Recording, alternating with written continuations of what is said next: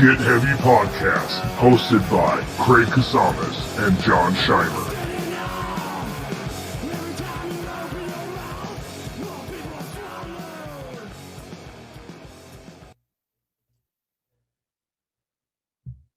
Tonight's podcast is officially sponsored by Salzer's Records. For those of you who do not know, Salzer's is a record store in Ventura for the last 50 plus years, owned and operated by the Salzer's family. R.I.P. Jim, I love you. God damn it, I love you, man. I worked at Salzer's for many years. I met my wife at Salzer's. I met every one of my fucking closest friends at Salzer's. I started my first bands with people that worked there. Salzer's Records is so near and dear to my heart. I cannot express enough how important that time was to me and the time that I worked there and the people that I met and the relationships that I made. Having said all that, they are the best independent record store around in the fucking country. Fuck Amoeba. Fuck everyone else. Salzer's Records, Ventura County, 5777 Valentine Road. Check it out. Open 11 a.m. to 7 p.m. daily. If you like vinyl, CDs, used shit, DVDs, in the record store, upstairs they got a brilliant head shop, an adult store for all you little freaks out there. Come on in, check it out. An incredible gift shop, jewelry for your girl, jewelry for yourself. Are you poly? Are you bi? All there for you. It's all good, man. Get in there. Salzer's Records is the place to go, and it has been for the last 50 years in Ventura County. I'm so excited to be able to help them out and have them help me out and just get this relationship going. I can't think of anyone else I'd rather have represent this podcast than Salzer's. Also, they have the record store, and they also have the last probably video store on earth across the street, Salzer's Video. Incredible rentals for those of you old heads who like to find those deep dives, those cult classics that you probably can't find even on YouTube. Salzer's Video's got it, dude. Go in and check it out right across the street, right off Victoria. You can't miss it. Follow Salzer's Records on all social medias. Subscribe, check it out. They're always doing some awesome sale, whether it's on t-shirts, records, gifts upstairs, the head shop. They got posters. They got all the knickknacks you want, cool jewelry, cool clothing, incredible shit over there, man. Big shout out to the Salzer's family. Big shout out to Brandon and Nancy. I miss you, Jim. The loss of Jim was a big deal to me. It was a big deal to a lot of my friends. He was just one of those Ventura staples, man. And you can, if you want to honor Jim, you want to honor the Salzer's name, get into that goddamn store and buy some stuff, man. In a world of the Bezoses and the Amazons of the world and your Walmarts, Salzer's is really the last company fighting that good fight, man. Independent, forward thinking, ready to do it, there to serve you guys for over 50 years. Salzer's Records. Check it out.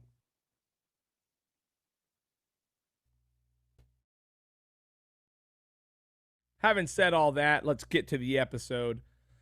We're back, baby. COVID's over. I just went to my first concert. It was an awesome fucking time. The Tavern down here in Ventura, a band called Dead Heat. Killer hats, guys. Good job. Put on a fucking radical show. Probably 400 people there. We had great music. It was outdoors. That was amazing. Great bar. The Tavern's killer. We had fireworks. We had people jumping off roofs into the crowd. We had some pitting. We had some fights.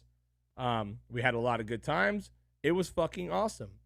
I have not been around that many people in a year and a half. And for the first time in my life, I felt an actual anxiety about it. It was fucking weird. I never had ever considered being uncomfortable in front of a crowd of people. And not that it was an uncomfortable vibe. It just, we haven't been around anyone, man. So all the bands were killer. Dead Heat killed it. Record release, great job. Record's killer. They're doing fucking awesome things. A bunch of little youngsters. We had Stallag 13 played. That was amazing. A band from Ventura called Railer, fucking always holding it down. Few other bands that I don't know. couple from New York, couple from out of town. It was a packed show. It was over by 10:30, so my old ass was stoked because I was on and off to better things at that time. So that was awesome. But man, that was a lot of motherfucking people, dude. I mean, COVID's done. Delta strain or not, this shit's done. We're back in business. Pauly Shore, spring break, summer, dude. I mean, what the fuck, right? Couple things I noticed. Man, a lot of comfort. A lot of comfort over fashion in that hardcore scene, dude. You know, and it was a multi-genre kind of deal, but holy shit, the sweatpants, dude. I mean, all the girls that are there are wearing sweatpants. The guys are all wearing those dry wicking action shorts. They're all moving, they're shaking, they're doing their things, but I'm starting to realize that, I mean, I'm in the wrong game, dude. I need to be in the fucking leisure wear game. Tongue is going to be probably just starting to focus on sweatpants with cool logos on them, dude. I think sweatpants with cool logos are replacing jackets with spikes. That's that's the new punk shit is a nice pair of sweatpants with a cool fucking logo on it compared to your spiked 50-pound jacket that hasn't been washed in 1,000 years. So I like the way that's going, though, man. I mean, how nice is it? How nice is it to be, comfortable at a show? I spent many, many years, making myself uncomfortable to look cool at shows. And these fucking kids, these youngsters, are just coming out in straight up leisure wear, dude. Leisure wear. I mean, in their night pants. They're wearing night pants to their shows. And then they're selling a shitload of merchandise with night pants on them, with logos. I mean, what the fuck, man? So it's it from now on. I'm doing sweatpants only, sweatshorts only with logos on them, probably sweatshirts only with logos on them. I'm going to look into the dry wicking fucking fast twitch muscle fiber shorts that everyone seems to be wearing. I mean, it's a new game out here in the hardcore scene, dude. I know they always kind of had it, but those sweatpants, you can't argue with them. They're everywhere. They're fucking everywhere. But the bands were amazing. It was just so fun, man. And you know what, man? I didn't know anybody. I didn't know fucking anybody at the show. 400 people, I probably knew 20 people. And it was just a bunch of old fucks like us standing around going, I don't know anybody here. And when I started talking to some kids, a lot of kids from out of town, a lot of kids from Orange County, a lot of kids from the Inland Empire, a lot of kids from LA. I mean, fucking 2 bands flew out from New York just to play the show. And I guess they're going to fly home that night. So that's fucking wild. But to be in my own hometown at a packed show and not know anybody was a wild feeling, dude. Not that I am mad about it. I'm old, dude. I'm out of the loop. But what it did show to me is that, fuck, dude, there's a scene. There's a fucking scene, and the kids are taking over. They're doing their thing, and they're doing it right. You know what I mean? They're making it theirs. The music itself is a lot of fucking, I mean, it's nothing super original that I've ever heard. I mean, kind of Testament throwback with some hardcore riffs in there, but it's not bad at all. It's good music. I wasn't blown away by any of the bands, but I was certainly impressed by the amount of fucking kids that were into it. That's impressive because I spent many, many years wondering what the fuck's going to happen when we're all gone. Being worried that, the scene was going to die. Oh my God, the scene's going to die. And now that as a dad, I know that dealing with my kids, genres are basically dead. It was nice, man. It was really nice to see a whole new batch of fresh fucking young faces that are stoked on music. They know how to pit. They know how to mosh. They know how to react with each other. Even in the one fist fight that there was that I saw, which got pretty good. I mean, it was a pretty heavy one. There's some blood going on. They all handled it within themselves. There was no need for security. Cops didn't show up. It didn't go past the show. The guy got fucking booted out. He got beat up, got taken out. Done. I mean, fuck, they regulated themselves, dude. And that's what the punk scene does. That's what hardcore does. That's what the metal scene does, man. It's just really, really nice to see that the kids get it. They fucking get it, man. And it gave me hope for the future. So, I mean, now that I'm thinking about, we're doing our own show, Tongue here, some shameless self-promotion. We're doing our own show here in August 7th. GG's here in Ventura. Can't wait. Tons of good bands. Goat Rhythm, Easy Death, us, a band called The Lungs from LA. They're killer. That shit's coming back, dude. I'm very, very excited to play my first show. And it really, just being at that one, really gave me some hope for like what the fuck can happen in the future, man, because the scene's good. It's good seeing a whole new group of kids that are doing it. All in sweatpants with logos. Look out. Get heavy. Sweatpants with logos is coming, dude. It's going to happen. It's the only thing they're buying. I watched a band sell out of sweatpants. Who fucking does that? Who sells out of sweatpants, bro? Fuck. Okay. I mean, different world. I don't know, man. It was awesome to see, but there's a lot of things going on in the world right now. Very excited to see what the fuck happens with all this. I mean, Trump's out here campaigning again. What else we got? We got Bill Cosby's out. Fucking Britney Spears can't catch a break. I mean, what the fuck, man? And that whole Britney Spears thing is wild. It's wild to me. I mean, to be that famous, right, alone is insane. To be that famous is insane. Where you walk through the street and people cry and scream at you, famous. And then to be treated like you're nuts for years, so much so that you become nuts, and then your family does everything they possibly can to take advantage of your whole entire life. And basically hold you hostage. No social media. You can't represent yourself. You can't spend any more of your own money. They got her on allowance. I mean, the more that my wife tells me about it, because I'm a moron and I don't have the patience to sit down and watch stuff anymore, it's shocking, dude, and it's fucking sad. It's so sad, you know, and I did watch her give that speech, and it was fucking good. It was well said, to the point, you know what I mean? A real cry for help, and just for them to be like, nah, you're good, but you know what we can do? We can let Cosby out. Let's let Cosby out. We'll show you how the fucking law system really works. You know what I mean? If you got money, dude, you got it. You know, I've said 1,000 people, you've heard it 1,000 times, money doesn't buy you happiness. And it may not, but it gets you a lot, dude. It gets you a lot of shit. You can be the most prolific rapist in history. And if you got money, you're getting out, dude. You're getting out. That is fucking wild, man. So for those of you who are like, yeah, money doesn't buy you everything. It doesn't buy you everything. You're right. It doesn't buy you a good attitude. It doesn't buy you ethics and morals. But, man, it gets you out of some fucking wild legal trouble, doesn't it? We see that. I bet. What's Bill Cosby out there doing now? Who knows, dude? Watch. They'll give him a TV show. They'll give him a fucking TV show again. It'll be Bill Cosby 2. He won't be in it, but he'll get the money somehow. Meanwhile, Britney's over here fighting for her life. Fighting for her own money, dude. Worth what, $180, $200 million probably?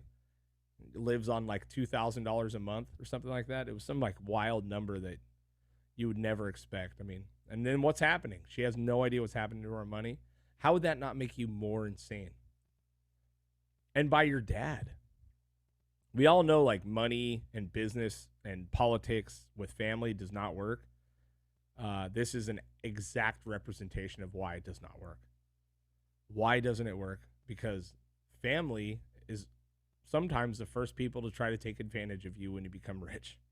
I've seen it with my friends. I've seen it with people that I know. I've seen it obviously 100 times in the media. But man, that poor chick, you know.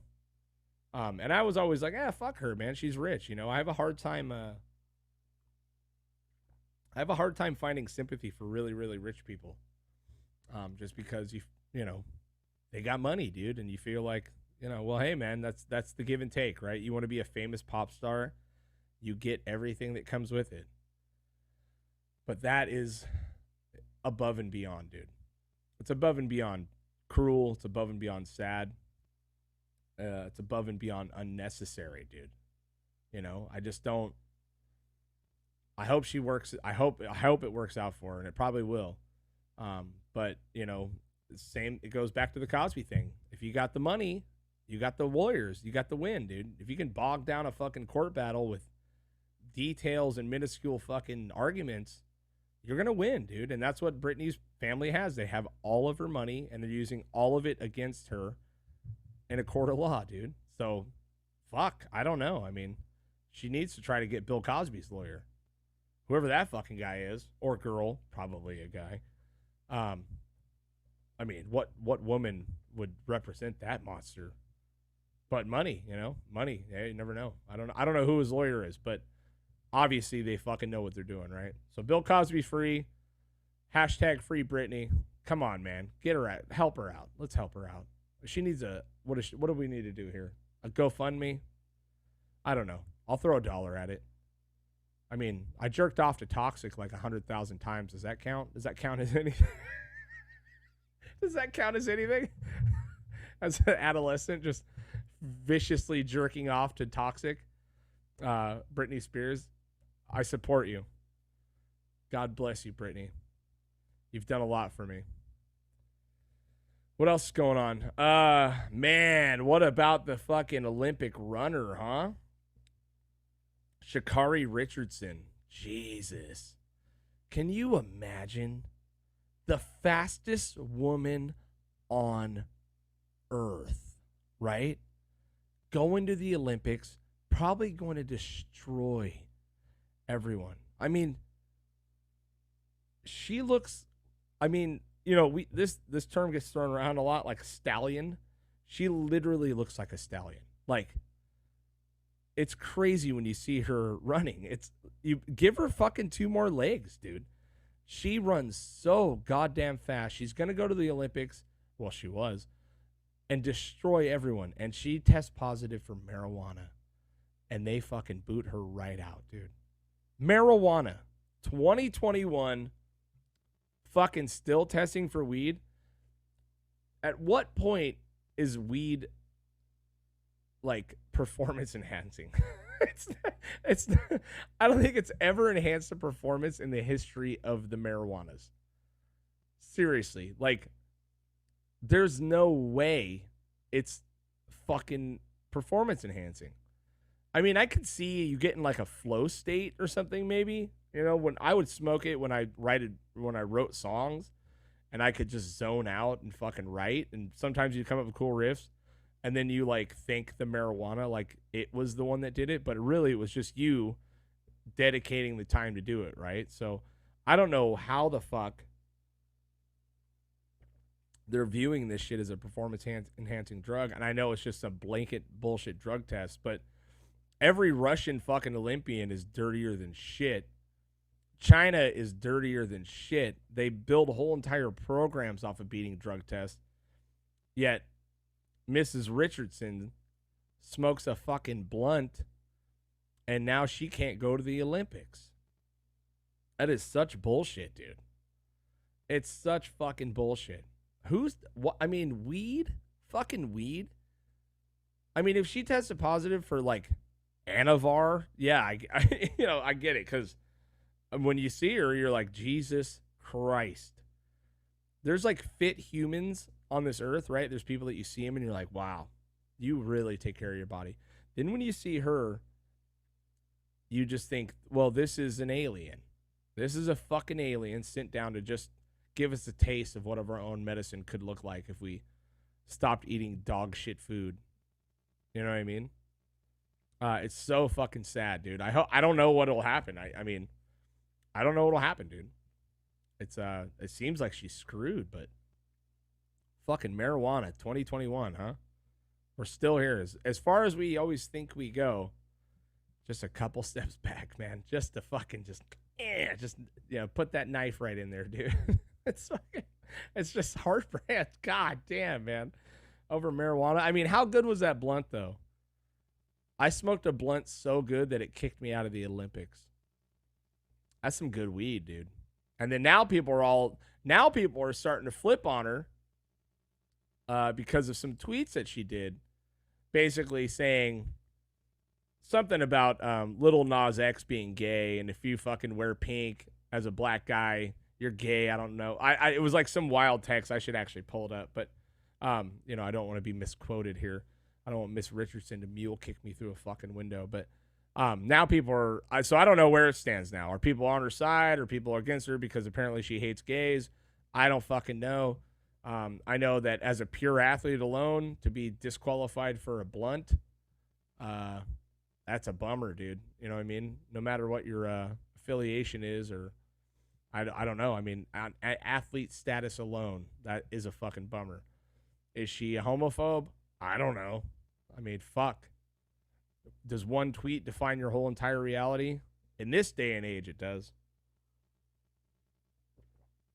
It doesn't make any sense anymore, man. What is it about people that someone makes news, right?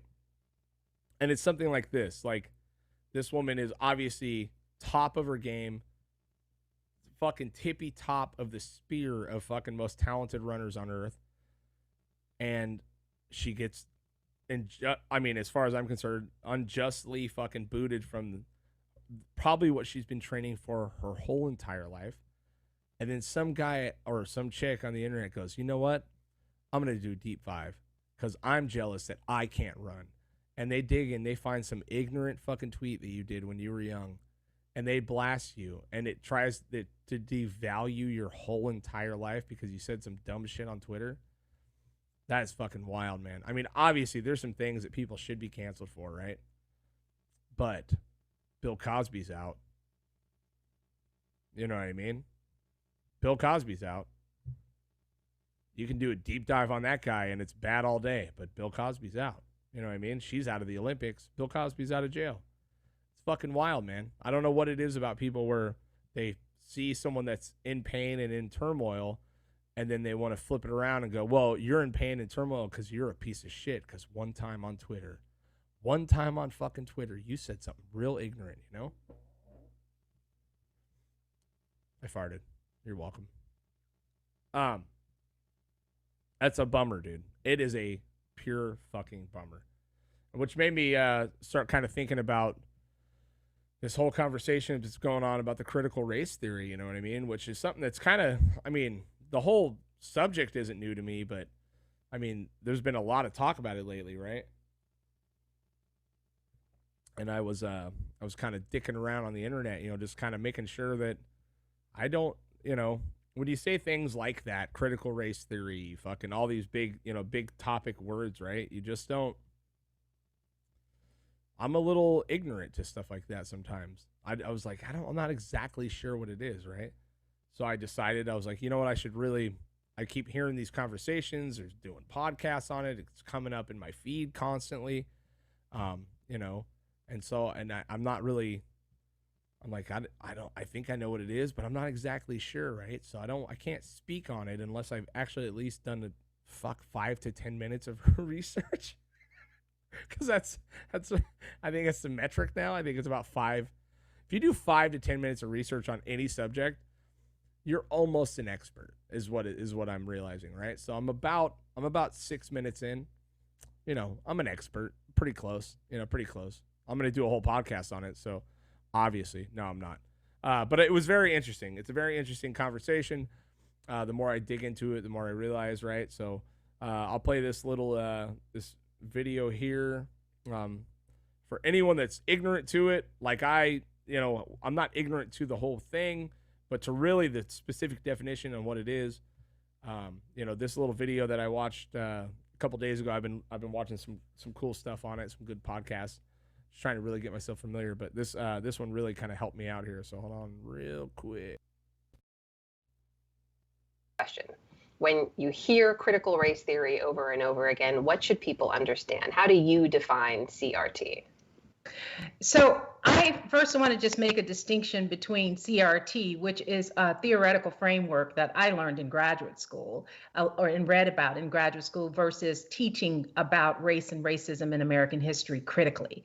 So critical race theory is a framework. It's a theoretical framework that was developed in the 1980s by legal scholars to help us understand how it is that structural and racial disparities endure in our society, and how that is actually engendered in some of our laws and policies. And so the idea was to get us to think systemically, as opposed to just thinking that racism manifests by individuals just mistreating each other, that there are actual structures in our society that create these different kinds of racial gaps and racial disparities economically, in terms of housing, in terms of education. And so that's what they do, is that they actually show us how the law, how laws that are supposed to be neutral actually can promulgate or support racial disparities.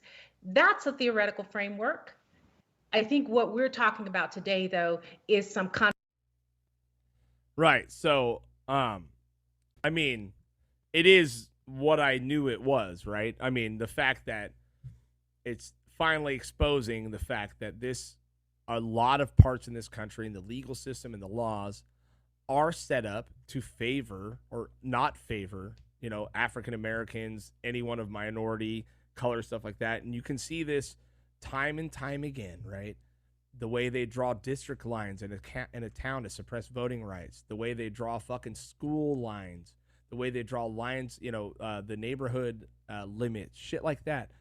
Basically what they would do is, make these distinctions legally, right? So now that if you live in this district, you're not able to vote for this, or you're not able to buy a house in here, which, big, huge banks back in the day, and it still fucking probably happens.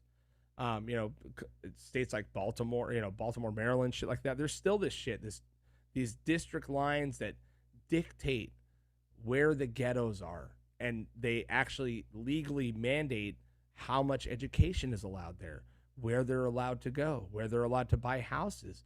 Banks used to not sell or give loans to the houses that are drawn in these districts because they were predominantly black or Latino or just not fucking white, right? So the critical race theory that I'm understanding, and obviously I'm going with a huge grain of salt because I'm not an expert. I did my solid 15, 20 minutes of research, but I absolutely agree with this. For my big thing is, who doesn't agree with this? Who doesn't know by now that the way in which this country is structured is favored towards fucking rich white people, right? I'm not going to say that it's all just blacks. For me, it's a lot of distinction in black and poor. I grew up in the poor areas, a lot of black people, a lot of Latinas, stuff like that. It's rich and poor a lot for me, but yes, it's highly unfavored towards African American and anyone of any other immigrant descent, essentially. They're not able to get access to good education. They're not able to get access to fucking food programs. They're not able to get access to housing, affordable housing, fucking even bank loans, car loans. It is so systematic, it's fucking ridiculous, right? This is true, and I don't know how at this point you can dispute it unless you really are a fucking racist or you're that dumb to where you just don't understand it, right? I was raised in this pull you up by your bootstraps fucking mentality. And I've said it 1,000 times, motherfucker, I didn't have boots. I didn't even have laces, dude. How is anyone in this country going to succeed when you don't even have the opportunity to fucking try? If you have to scratch and claw your way out of this fucking hole that you were born into, this is not fucking fair. This is not the American dream. This is nothing that will help you in life. You don't know how to fucking get a job, hold a job. You're only raised around violence. This is not every neighborhood. This is not every poor neighborhood, right? But, these communities are impossible to build because they're so fucking put down. They're so oppressed that you don't even have the chance to fucking try, right? And it's always a miracle story when someone makes it out of the ghetto and creates a fucking life for themselves, right? And the hard reality is that I am absolutely for fair market. I'm for fair trade. I'm for equal opportunity for everyone. And it's not possible with the systematic fucking oppression that's built into these codes and these laws. It's just not possible. Until we reckon with that fact and figure out how to have the hard conversation and the pure fact that this country has been built systematically to oppress a massive portion of its people, you're never going to progress. There's still neighborhoods to this day that are not going to get out of this shit, dude. It's fucking crazy. And I don't know how you don't see it. And a lot of it is a lot of people haven't been anywhere, right? I mean, the majority of people stay in their neighborhoods. They don't leave. They don't leave the state. They don't, you know what I mean? They just don't fucking see other people.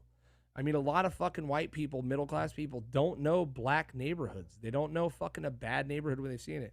I've been on tour a million times, and I've played in terrible fucking neighborhoods, and I've never had a problem. Never, not one time. Because everyone's out there doing their thing, minding their own business. Now, if you get caught in the wrong situation, 100%, right? But you know the rules. You know the fucking rules going into these neighborhoods sometimes. But the majority of Americans only know what's in front of them. And it's fucking sad because they're told by the news, by their fucking whatever, their social media, their friends that, oh, well, you know, these fucking guys just don't want to help themselves. All they're doing is killing each other. And it's like, if you've seen the neighborhoods I've seen, you're born into a war zone. What else is there? What are you going to do? What are you going to fucking do? And I don't understand how people can't take themselves out of their situation for one moment and look into another situation and think, man, these fucking guys got it so much harder.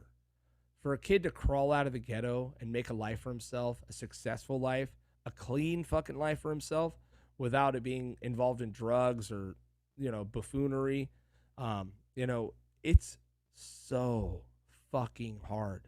So much harder than you who, you know, has two parents and the 2.5 kids, and they offered to pay for your college as long as you get good grades. And they offered to maybe let you live there for free as long as you're going to school. You fucking have so many options compared to what's happening in these neighborhoods that have been systematically fucking oppressed for generations at this point.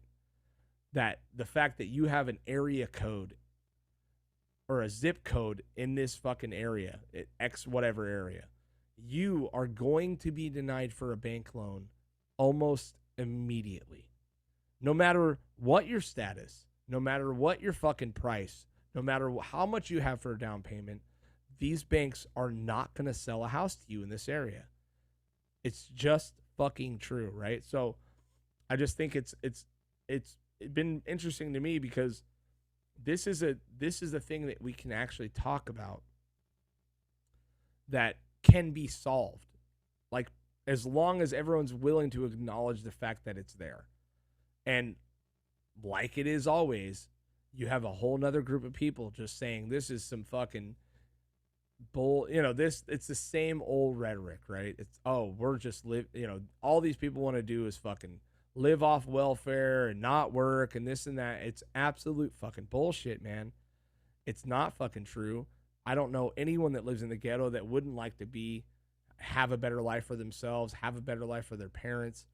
There's no one that's like that. You know what I mean? That wouldn't want that. But your obstacles in these neighborhoods are so much bigger and so much more powerful that it takes a true fucking champion to get out of this. And it happens. It happens daily. It happens weekly. It happens yearly. People crawl out of these places and become successful. And it's incredible when you see like someone like Nipsey Hussle, you know, rest in peace, who spent the majority of his fucking money and his career trying to build his neighborhood back up. That is the type of shit that fucking goes above and beyond the values of America, which used to be that. But now it's, I need mine, go fuck yourself. And it's fucking sad, you know, and I'm saying this on July 5th after the fucking Independence Day, which, you know, I'm a huge believer in this country. I fucking love it. We can say whatever we want. You can do whatever you want with very little repercussions. No one's going to come in and fucking rip you out of your house for saying something bad. You're allowed to bitch. You're allowed to cry. You're allowed to moan. All these things. And the founding of America and its values and the freedom of speech is what gets us here. But there are some seriously systematic issues that need to be addressed and need to be talked about and need to be fucking fixed. It's not going to happen until we get all these goddamn dinosaurs out of the office. But I mean, it's just such a cool, important topic to fucking really get into and really think about, because if you don't realize it, it is happening. It's happening in your neighborhood. It's happening in your city. You know, I joked on the last couple of podcasts about punks being the great gentrifiers of the world. It's fucking true, man. It's really fucking true. You know what I mean? These banks and shit, you know, they look down upon bad neighborhoods and they won't help you out until some fucking guy with a man bun that wants to start a fucking artisanal coffee shop moves in. Now there's an opportunity to make money. Why? Because they can take these piece of shit houses that haven't been fixed in 50 years and they can flip them for pennies on the dollar and sell them to some other dickhead who wants to start a fucking yoga studio in the same neighborhood for 5 times the amount. This is how it works, man. And until these issues get really talked about and addressed, it's never going to get better. I mean, the only thing we're going to see from here on out, if this doesn't get fixed, is all these billionaires starting to fucking fly their way to space. Bezos is out of here. Bezos has taken his big, shiny, hard space cock and fucking flying it right out of here. Have you guys seen this guy's ship? Oh, it's a dick. It's a giant fucking dick. It's incredible. It's the most dick-like spaceship I've ever seen. You couldn't draw a picture better in a dick space erotica novel than Jeff Bezos' fucking space dick. It's incredible. And he's out of here. He's fucking gone, dude. Is it going to change anything? Is it going to change what Amazon does? Is it going to change how they've ruined the world and destroy markets and businesses? Beautiful businesses like Stallag Records. Go check them out, 577 Valentine Road. Open daily, 11 to 7 p.m. Yeah, they're going to keep doing and destroying. But Bezos is going to take all of his fucking shekels. He's going to go to outer space. You know? I mean, and his big, gigantic, shiny cock spaceship, which is insane. I mean, we all make fun of the guy with the giant tires on the big truck, but that's next level shit, dude. I mean, he's going to go out there, he's going to fly straight into space, and he's just going to fucking insert himself straight into Mars, dude. He's going to fucking Bill Cosby Mars so hard, dude. He's going to drop a bunch of Spanish fly all over the surface first and let it get real sleepy, right? Maybe nuke it. I don't know. Maybe that's the new Spanish fly. He's going to fucking just Spanish fly Mars, dude, and he's going to fucking drive that shiny fucking space cock right into its surface until it births Amazon drones. And now there's a fucking Amazon space hub on Mars, dude. The first Amazon space hub. And Elon Musk is there. You know, being Elon Musk, probably living on a tiny house because he still wants to maintain relevance for being the most rich man on Earth. So now he's sold all his belongings and he lives in a tiny house on Mars, you know, with his fucking daughter that no one can pronounce their name yet. But Jeff Bezos is coming in hard with that cock rocket, dude. Fucking hard. He's out of here. I hope he makes it. I mean, at this point, who knows? You know what I mean? Who fucking knows? It could go any way. It could go any way at this moment, dude. Oh my God. Oh, he's gonna get it, dude. He's coming in hot. Coming in hot. God, this scotch is good. Man, you know, there's something to be said for a good scotch. I wish I could smoke a cigar in here. I wonder if I get in trouble. I probably could, but because who's going to tell on me? Me? My wife going to be mad at me? Fuck, I don't know. Probably. America, baby. 4th of July.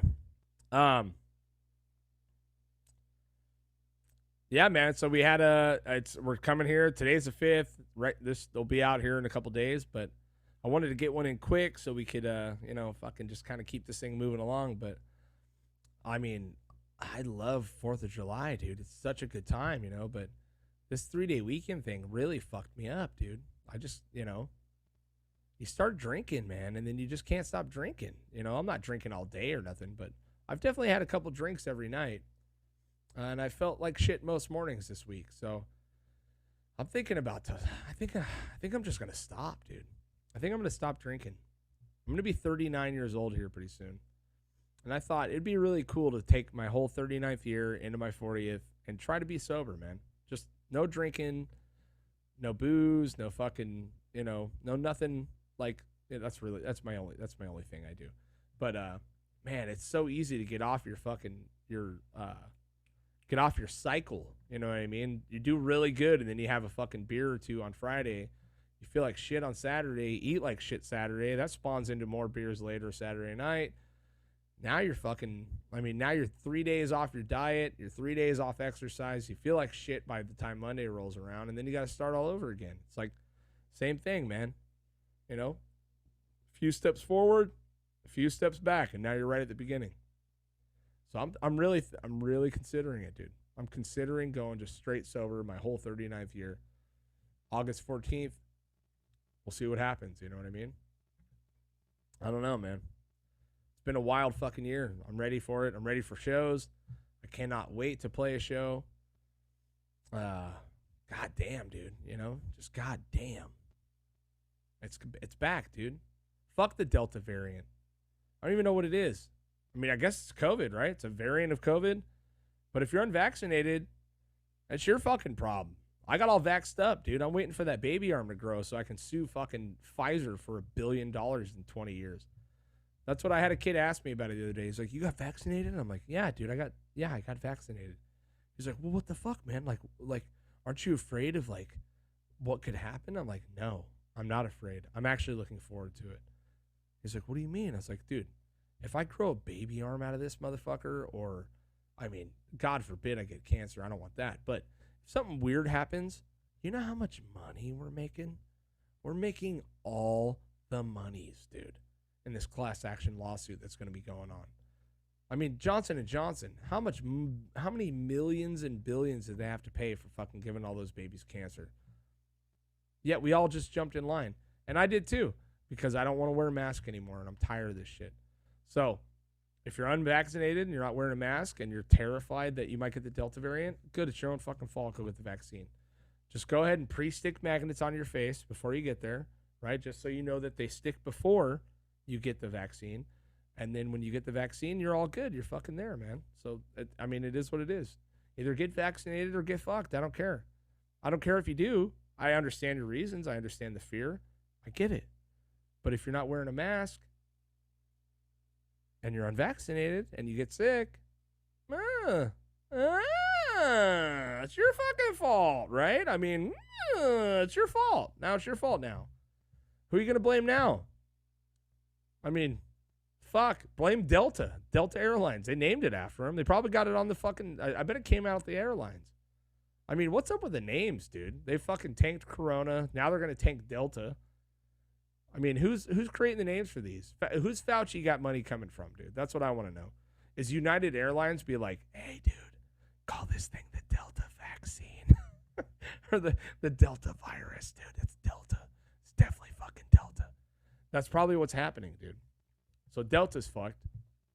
Don't fly Delta ever again because you're going to get COVID. It's only on Delta Airlines. Please don't sue me, Delta. I'm a big fan of your products.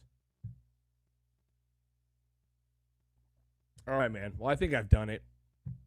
I'm going on vacation next week. I can't wait, dude. I'm going to Yellowstone. I'm going to touch me a buffalo. So look for me on YouTube or on the Get Heavy channel. Probably getting gored by something. I'm going to touch some gigantic, majestic, big-horned motherfucker while I'm in Montana and Wyoming. I guarantee it. I will be posting videos. So having said all that, check out the merch, dude.